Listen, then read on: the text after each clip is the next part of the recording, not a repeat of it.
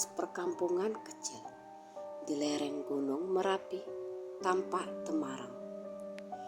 Cahaya jingga matahari sore menembus sela-sela pepohonan bambu yang berderak pelan diterpa angin. Burung-burung kecil berterbangan kembali ke sarangnya. Sementara kabut tipis mulai turun dari arah hutan. Di sebuah rumah sederhana yang berdinding bata dan beratap genteng tanah liat, seorang wanita muda yang bernama Dina tengah sibuk menyiapkan makan malam. Perutnya yang mulai membuncit menandakan usia kandungannya yang sudah memasuki 4 bulan. Wajahnya lembut, sedikit pucat, namun pancaran matanya tenang. Di dapur, aroma sayur lodeh dan tempe memenuhi udara. Dari ruang tamu, terdengar suara langkah kaki seorang pria. Dialah Ilham, suami Dina, seorang pegawai proyek yang harus sering bepergian keluar kota. Wajahnya tampak gelisah sore itu. Ia duduk di kursi bambu sambil memperhatikan Dina yang masih sibuk di dapur. "Din," panggil Ilham pelan. "Ya Mas," sahut Dina sambil menoleh. "Mas jadi harus berangkat besok pagi. Dapat kabar tadi siang. Proyek di Semarang ada masalah dan Mas harus bantu langsung ke sana." Dina terdiam sejenak. Sendok di tangannya berhenti mengaduk.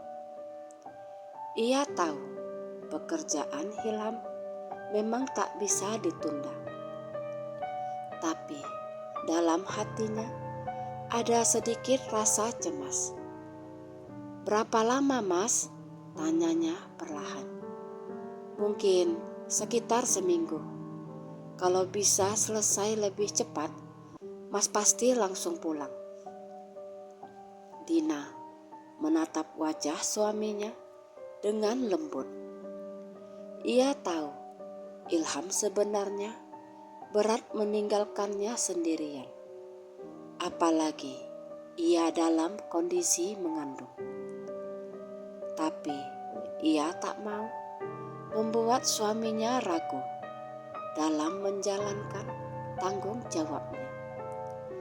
"Gak apa-apa Mas, Dina bisa jaga diri. Lagian rumah kita kan aman, tetangga juga baik. Tapi kamu lagi hamil Din. Mas khawatir kalau malam-malam butuh sesuatu." "Insya Allah gak apa-apa Mas, Dina kuat kok." Ilham menarik nafas panjang, lalu berdiri mendekati istrinya. Ia menatap wajah Dina yang sedang tersenyum lembut sambil menepuk pelan tangannya. "Kalau ada apa-apa, langsung telepon Mas ya. Jangan sungkan. Dan jangan keluar rumah malam-malam." "Iya Mas," Dina janji. Malam itu mereka makan bersama dalam suasana hangat. Meski hati keduanya merasa berat. Setelah makan, Ilham membantu menata piring, lalu mereka duduk di teras rumah sambil menikmati angin malam yang lembut. Dari kejauhan terdengar suara gamelan dari hajatan di kampung sebelah, bercampur dengan aroma bunga melati dari kebun kecil di samping rumah. Dina bersandar di bahu suaminya.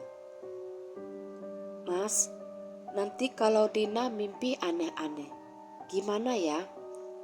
Jangan takut. Kalau mimpi buruk, bangun terus baca ayat kursi. Mas yakin Allah selalu jaga kamu dan bayi kita. Hening sejenak. Angin malam berhembus, menggoyangkan dedaunan pisang di halaman belakang. Ilham menggenggam tangan istrinya erat, lalu menunduk berdoa dalam hati. Ya Allah, batinnya lirih. Jagalah istri dan anakku selama aku jauh darinya. Lindungi mereka dari hal-hal yang tak terlihat dan dari manusia yang berniat jahat. Jadilah penjaga bagi rumah ini. Doa itu menetes pelan, larut bersama angin malam. Keesokan paginya, Dina mengantarkan Ilham ke depan rumah. Suaminya mengenakan jaket abu-abu dan membawa tas besar. Mas, hati-hati di jalan ya. Iya Din, kamu juga jaga kesehatan. Jangan lupa makannya tepat waktu. Setelah mobil travel yang membawa Ilham melaju perlahan di jalan desa, Dina berdiri lama di pinggir jalan, melambaikan tangan sampai mobil itu hilang di tikungan. Angin pagi terasa sejuk, tapi ada rasa kosong di dada Dina. Hari-hari pertama tanpa Ilham berjalan biasa saja.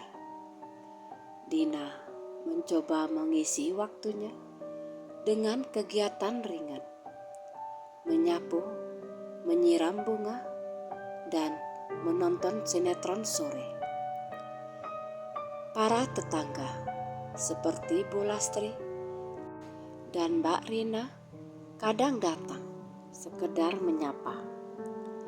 Namun pada hari ketiga menjelang sore terjadi sesuatu yang tak biasa. Langit tampak mendung, udara terasa lembab. Dina yang sedang duduk di ruang tamu mendengar ketukan pelan di pintu depan. Ia terkejut sebab jarang ada tamu di jam-jam seperti itu. Tok, tok, tok. Dina bangkit perlahan dan membuka pintu. Di ambang pintu berdirilah seorang wanita paruh baya, kira-kira berumur 50-an.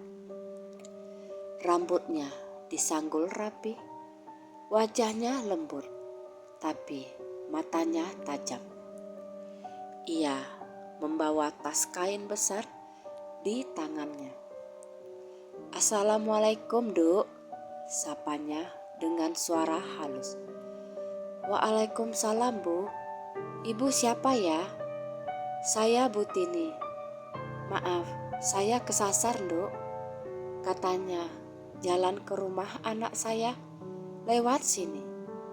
Tapi saya malah bingung karena muter-muter. Tadi sudah mau maghrib, saya lihat rumahmu masih terang. Jadi saya pikir numpang istirahat sebentar boleh toh? Dina ragu sebentar. Tapi wajah Bu Tini yang tampak ramah dan sopan, ia tak tega menolak. Oh iya Bu, silakan masuk. Biar saya buatkan teh hangat ya. Bu Tini tersenyum dan menunduk sopan. Saat melangkah masuk, Dina sempat merasakan hembusan angin dingin yang aneh melewati tengkuknya. Tapi ia mencoba mengabaikannya. Malam pun tiba. Hujan turun rintik-rintik di luar. Sementara di dalam rumah, Dina dan Butini duduk di ruang tamu sambil menikmati teh manis hangat. "Sendirian aja, Nduk?" tanya Butini. "Iya, Bu. Suami saya lagi dinas keluar kota untuk seminggu. Perempuan hamil, sebaiknya jangan sendirian lama-lama. Waktu saya dulu hamil, sering diganggu bayangan-bayangan aneh kalau malam hari." Dina menelan ludah, sedikit merinding. "Gangguan? Maksudnya apa, Bu?" "Ah, paling cuma halus-halus aja. Kadang dengar suara orang nangis, padahal gak ada siapa-siapa. Tapi jangan takut, Nduk.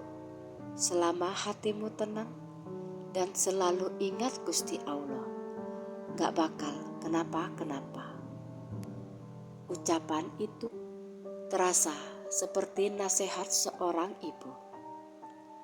Malam itu, Dina merasa anehnya justru lebih tenang dengan kehadiran Butini. Wanita itu bahkan menawarkan diri membantu menyiapkan sarapan esok hari. Namun, ketika malam semakin larut, tepat lewat tengah malam, Dina terbangun. Ia mendengar suara langkah pelan dari arah dapur. Suara itu seperti orang sedang berjalan tanpa alas kaki. Dina menoleh, tapi kamar gelap. Ia menyalakan lampu kecil. "Butini," panggilnya pelan. Tapi tak ada jawaban. Suara langkah itu berhenti. Ia bangkit perlahan, membuka pintu kamar dan melihat samar-samar sosok Butini berdiri di dekat jendela dapur, diam menghadap keluar. Dina lalu mendekat. "Butini," wanita itu menoleh perlahan. Sekilas wajahnya tampak pucat diterpa cahaya lampu, tapi ia tersenyum lembut. "Maaf, Nduk, saya cuma lihat-lihat. Di luar ada yang lewat." "Sudahlah, tidur lagi, gak apa-apa." Dina mengangguk pelan, lalu kembali ke dalam kamar.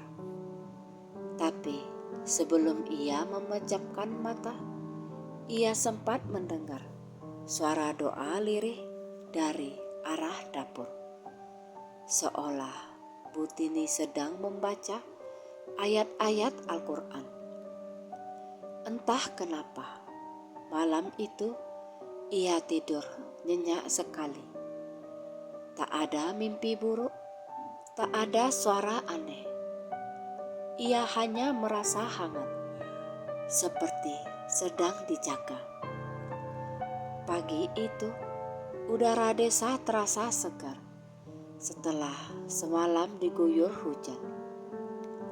Dina bangun lebih pagi dari biasanya.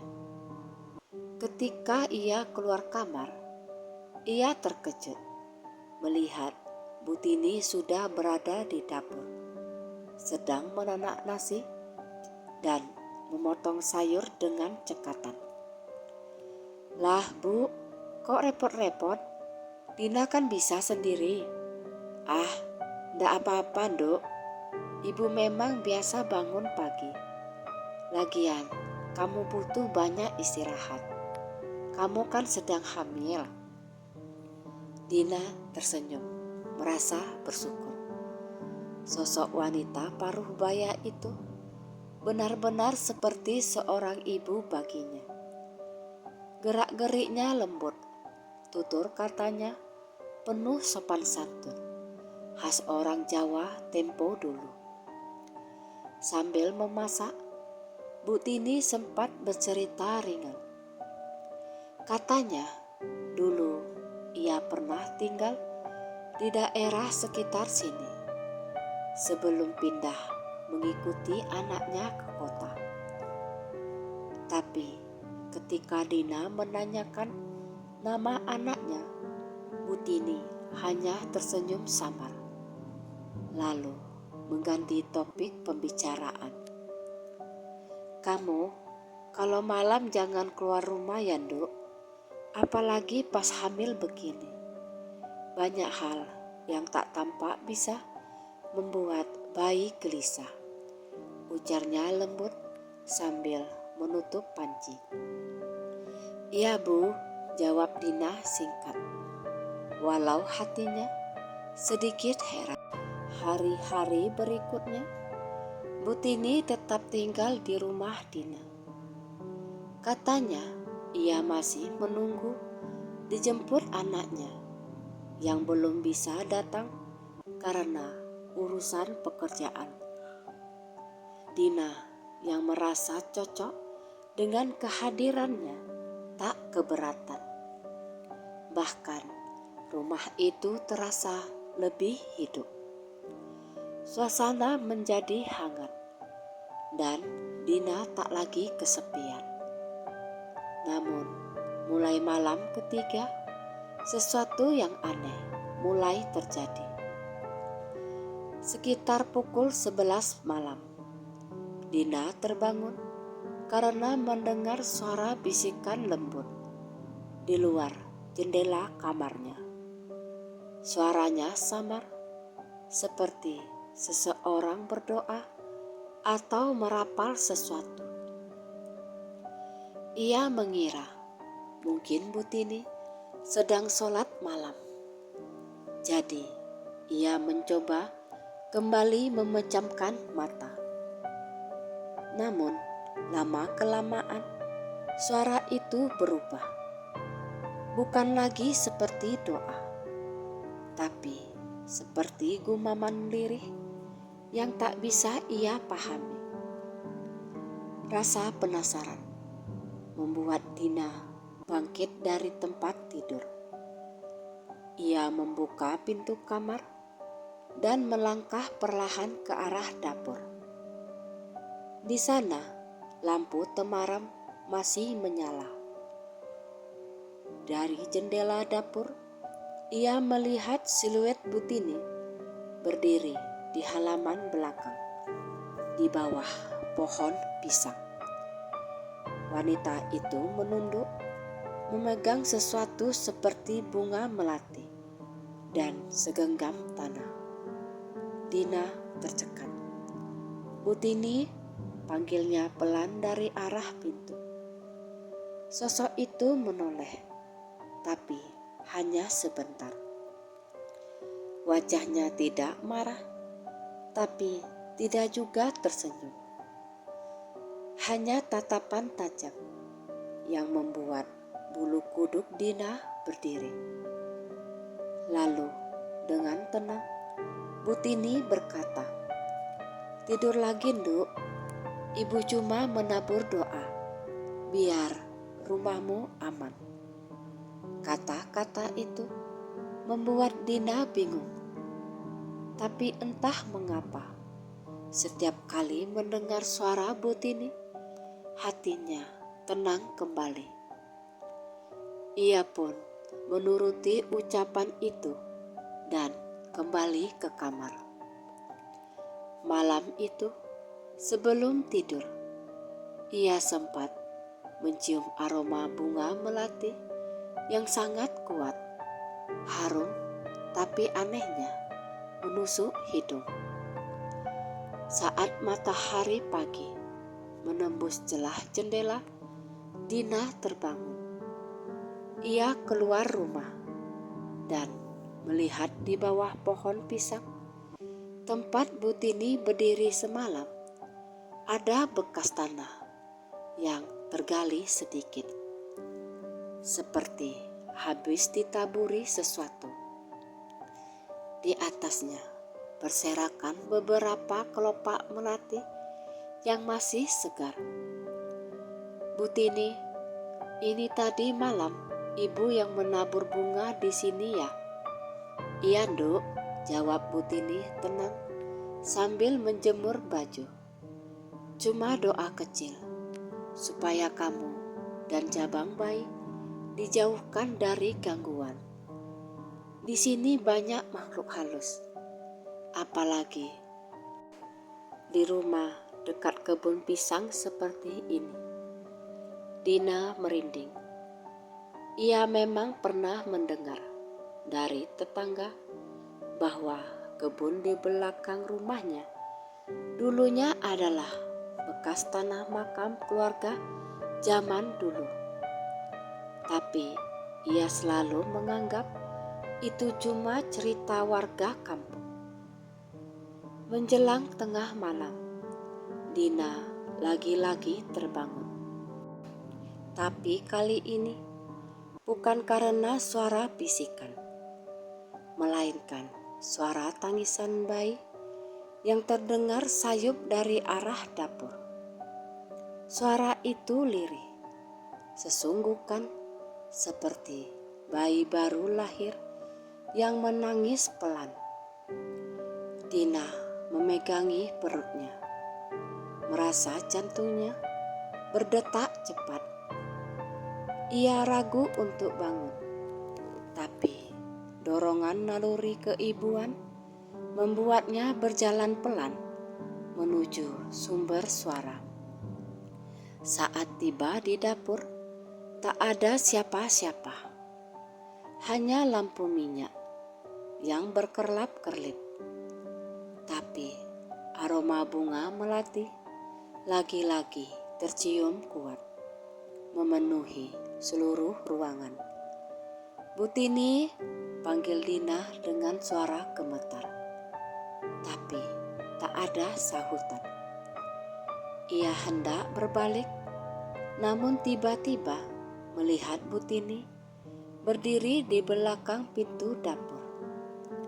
Wajahnya teduh, membawa baskom kecil berisi air bunga. "Kamu terbangun, Duk?" tanyanya tenang.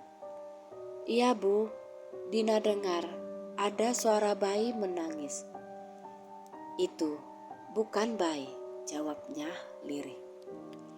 "Itu cuma suara dari mereka yang ingin mendekat, tapi sudah Ibu halangi." Dina terdiam. Urat di lehernya menegang, lalu ia bertanya, "Mereka siapa, Bu?" Butini menatapnya lama, lalu berkata pelan, "Makhluk halus yang dulu pernah tinggal di sini. Tapi kamu tenang saja. Selama Ibu di sini, kamu dan anakmu tak akan diganggu." Dina menelan ludah. Meski takut, entah mengapa ia percaya pada wanita paruh baya itu. Butini terasa seperti pelindung. Setelahnya, Dina duduk di kursi dan Butini menyuruhnya meminum air putih yang sudah dibacakan doa. Malam itu kembali hening. Namun menjelang subuh, Dina bermimpi aneh. Ia melihat seorang wanita tua berpakaian putih duduk di samping ranjangnya, tersenyum sambil mengelus perutnya. "Tidurlah, Nduk, anakmu baik-baik saja." Suara lembut itu bergema dalam mimpinya. Ketika terbangun, Dina terasa segar. Bayinya bergerak lembut di dalam rahim. Dan untuk pertama kalinya, ia merasa benar-benar damai. Pagi itu, Dina sedang menjemur pakaian.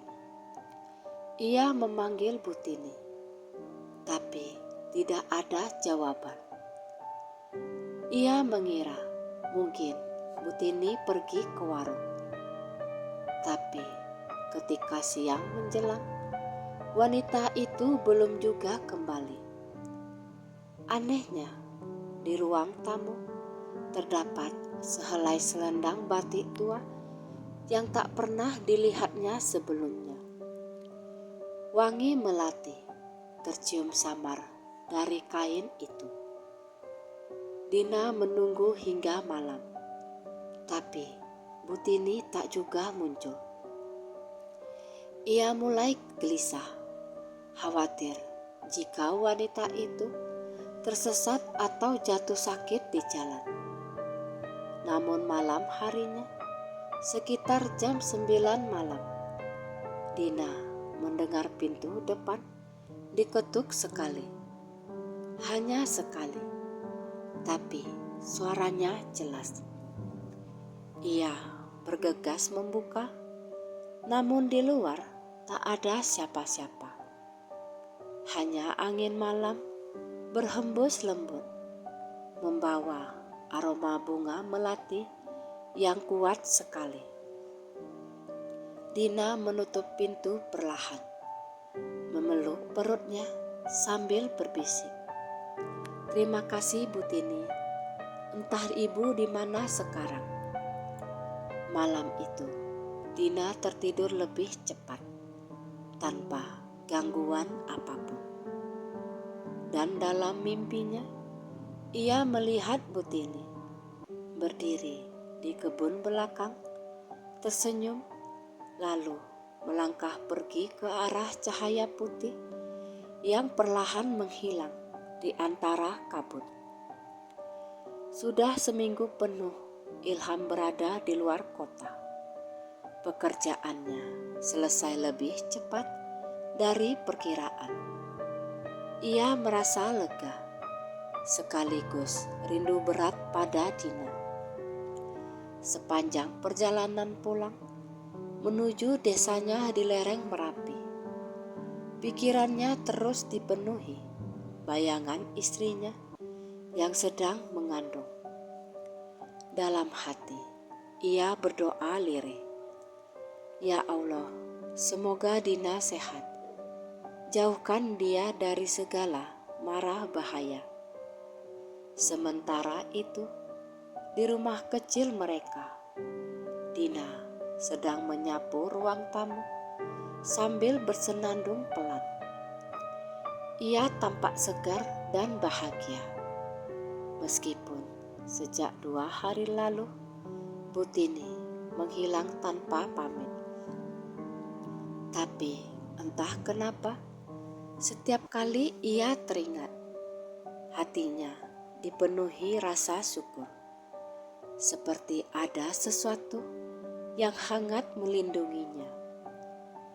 Pagi itu, Dina duduk di teras sambil membaca doa dan mengelus perutnya. Angin membawa aroma wangi bunga melati yang samar membuatnya tersenyum. Menjelang sore, suara mesin mobil terdengar dari arah jalan kampung. Dina menoleh dan hatinya langsung bergetar. Suaminya, Ilham, akhirnya pulang. Ia berlari kecil ke depan rumah sambil menahan perutnya yang mulai membesar. "Mas Ilham," serunya dengan gembira. Ilham turun dari mobil travel, meletakkan tas, dan langsung memeluk istrinya erat. "Masya Allah, kamu kelihatan sehat banget, Din. Alhamdulillah." "Iya mas, semua baik-baik aja. Dina dijagain Allah." Ilham mencium kening istrinya dengan penuh kasih. Di wajahnya tampak rasa lega luar biasa. Namun saat mereka masuk ke rumah, Dina langsung berkata, "Oh iya mas, beberapa hari ini Dina gak sendirian loh." "Maksudnya?" tanya Ilham heran. "Ada seorang ibu, namanya Butini. Dia datang sore-sore, katanya dia kesasar. Baik sekali orangnya, Mas. Selama Mas nggak di rumah, dia bantu Dina masak, bersih-bersih, bahkan suka bacain doa malam-malam. Ilham mengernyitkan dahi. Bu Tini, dari mana dia? Katanya, dulu pernah tinggal di daerah sini, tapi sekarang sudah ikut anaknya di kota. Cuma waktu itu tiba-tiba aja dia datang. Terus 2 hari lalu pergi gak pamit. Ilham terdiam. Kamu yakin dia manusia biasa, Din? Dina tersenyum kecil. Mas ngomong apa sih? Ya jelas manusialah, masa bukan? Namun Ilham tampak ragu. Ada sesuatu di wajah istrinya yang berubah. Bukan keanehan buruk, tapi ketenangan yang aneh. Seolah-olah Dina membawa cahaya yang berbeda. Malam itu mereka makan malam bersama dengan suasana hangat. Ilham bercerita tentang pekerjaannya, sementara Dina sesekali tertawa kecil sambil menyiapkan teh hangat.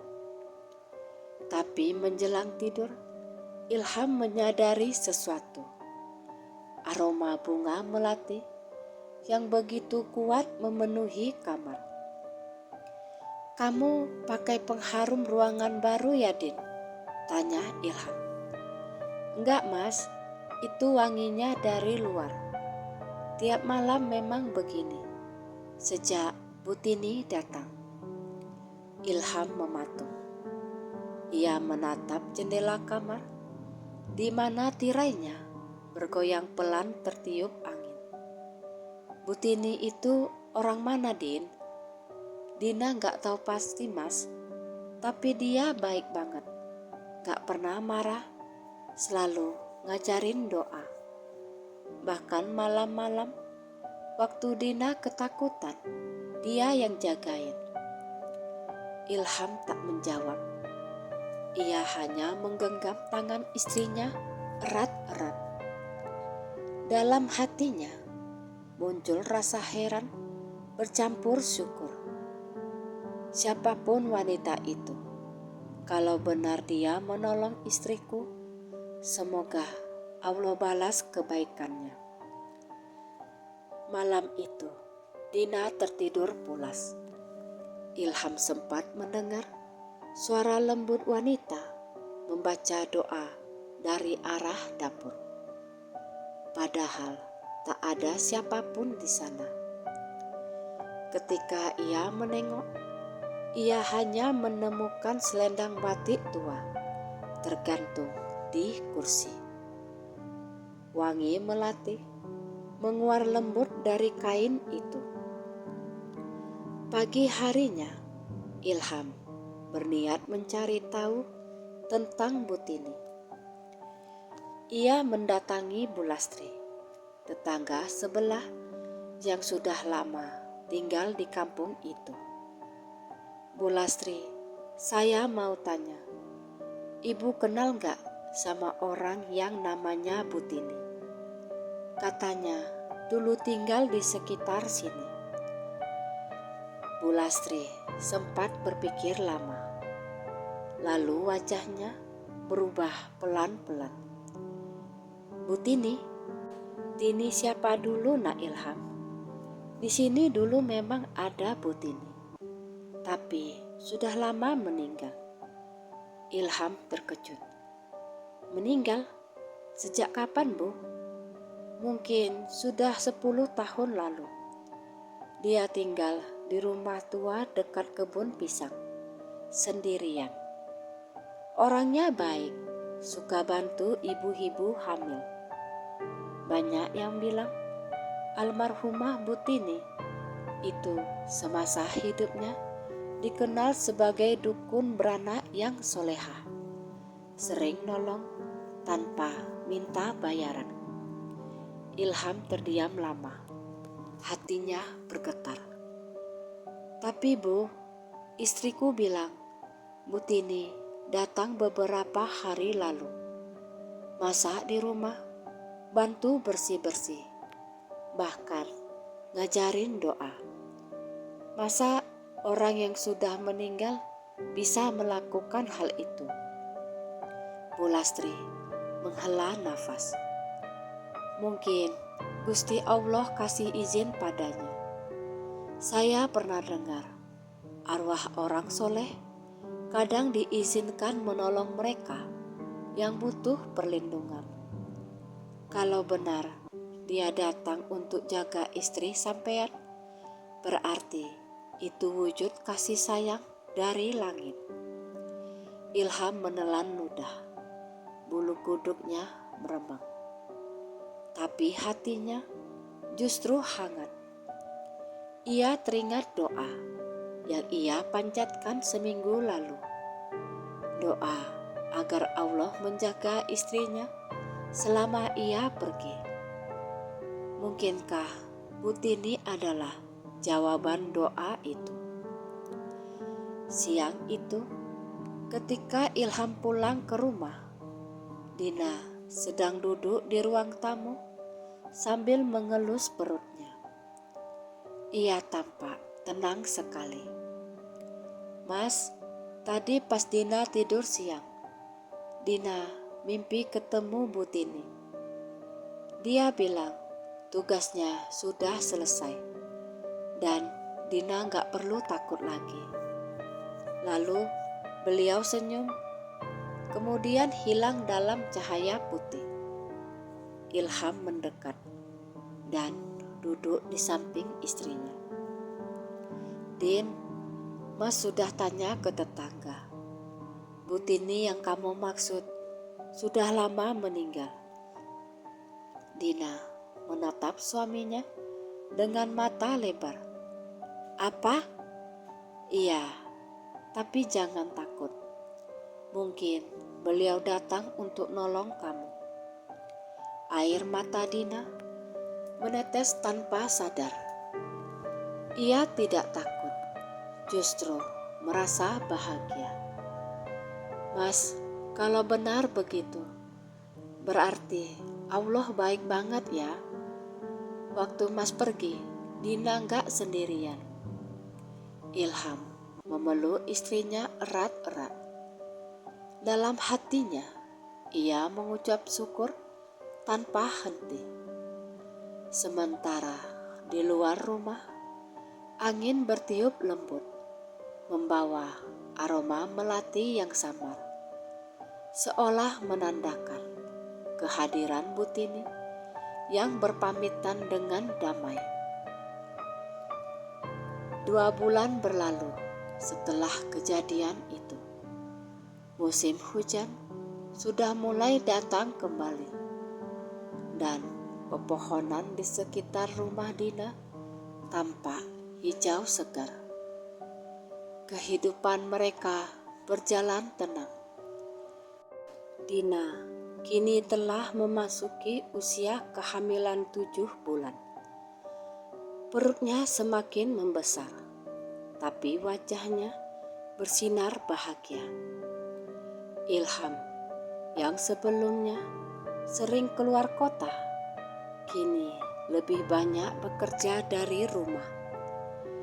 Ia tak ingin jauh dari istri dan calon buah hatinya lagi. Setiap malam, keduanya berdoa bersama, memohon agar proses kelahiran nanti berjalan lancar. Namun, kadangkala aroma melati itu masih muncul di sekitar rumah. Lembut menenangkan dan muncul tiba-tiba tanpa sebab. Setiap kali wangi itu tercium, Dina dan Ilham hanya saling pandang dan tersenyum. Tak ada rasa takut, hanya rasa damai yang hangat. Suatu malam, ketika hujan turun deras dan petir bersahut-sahutan di luar. Dina tiba-tiba terbangun karena merasakan nyeri ringan di perutnya. Ia mencoba duduk, tapi rasa sakit itu datang berulang. "Mas, perut Dina kok kenceng banget ya?" katanya pelan sambil menahan nafas.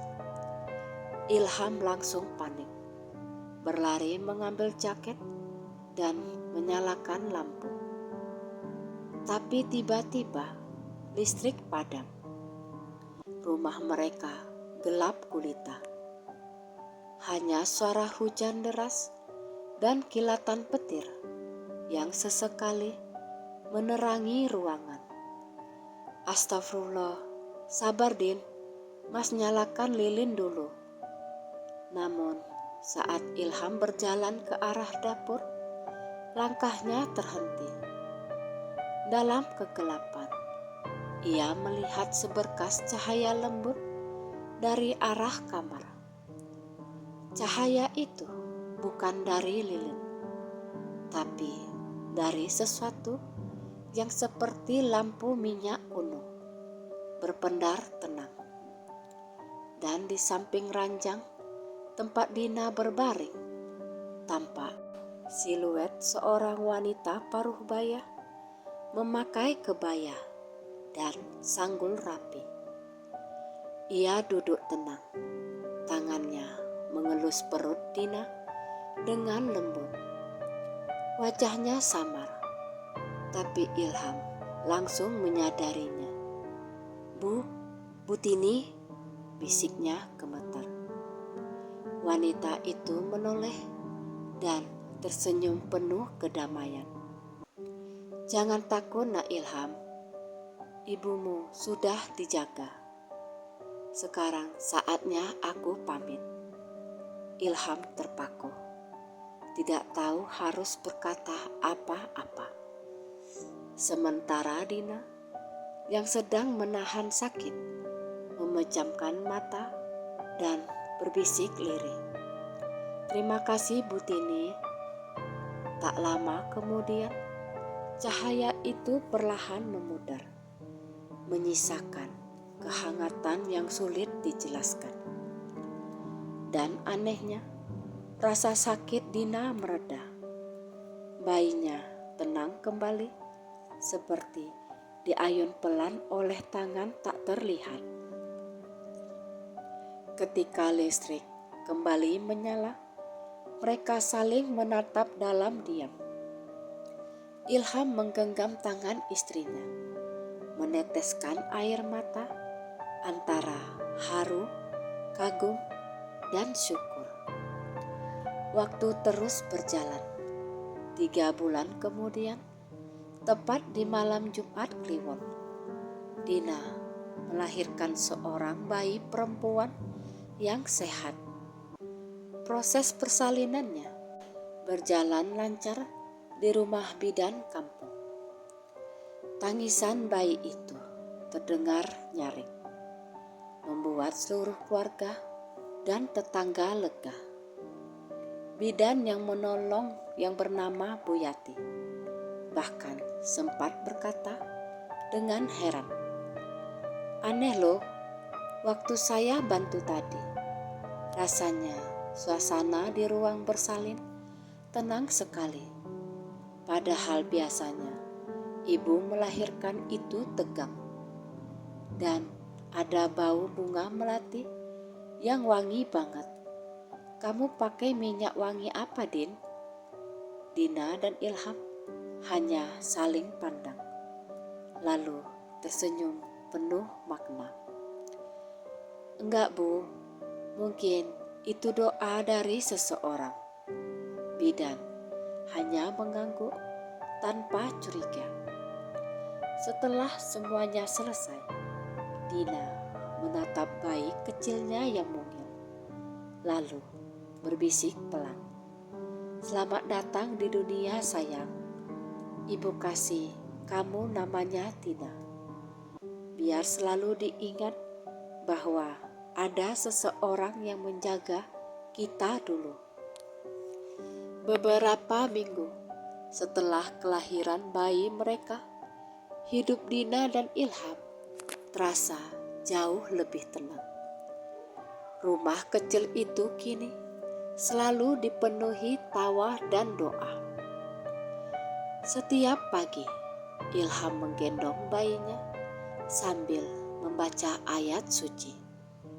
Sementara Dina menyiapkan sarapan.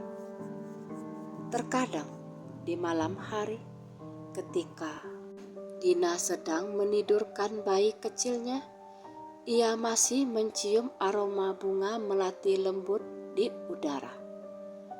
Dan setiap kali itu terjadi, bayi kecilnya selalu tertawa pelan, seolah sedang bermain dengan seseorang yang tak terlihat. "Mas," kata Dina di suatu malam sambil tersenyum. "Ya Din, kalau kamu cium wangi melati lagi, jangan takut ya. Mungkin Butini datang lihat kita."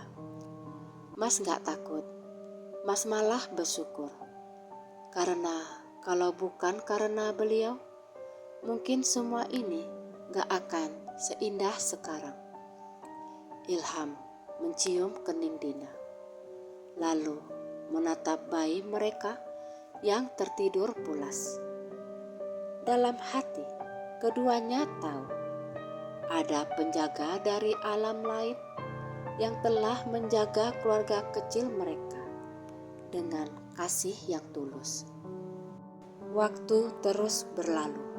Setiap kali musim hujan datang, Dina selalu teringat pada sosok wanita bersanggul dengan kebaya coklat yang dulu datang tanpa diduga. Ia tahu tidak semua yang datang dari alam lain menakutkan. Ada juga yang dikirim Tuhan sebagai penolong dan pelindung, seperti Butini, dukun beranak yang soleha, yang bahkan setelah tiada masih menebar kebaikan. Dan di halaman belakang rumah mereka, di bawah pohon pisang, tempat Butini dulu sering berdiri, tumbuh sekuntum bunga melati putih yang mekar setiap malam Jumat. Wanginya lembut dan menenangkan, seolah menjadi pertanda bahwa kasih sayang tidak berhenti bahkan setelah kematian.